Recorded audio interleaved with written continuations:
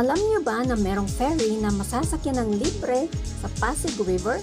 Bukas ito, Lunes hanggang Sabado, mula alas 7 ng umaga hanggang alas 4 ng hapon. Hinding-hindi kayo maiinip dahil may mga magagandang tanawin ang makikita dito sa Pasig River.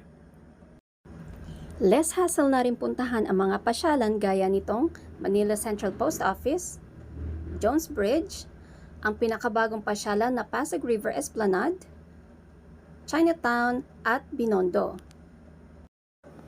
Sinubukan naming sumakay sa Pasig River Ferry mula Guadalupe Station hanggang Escolta, Manila.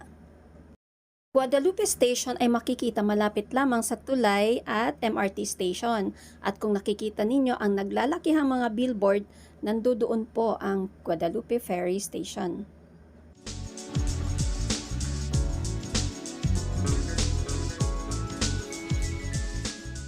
Sa loob ng ferry station ay kailangan niyong kumuha ng ticket. Sa isang logbook, isusulat po ang iyong pangalan, address at cellphone number. At dito kayo bibigyan ng ticket. Tapos, aabangan niyo na lang ang oras ng inyong pagsakay. At pag nandyan ang boat, i-ready po ang inyong mga ticket dahil isa-isa nila itong i-check bago kayo makasakay. Ito po yung front, kuya. Yes po. Thank you. Sa harap. Ate, nandyan na po kayo. Opo.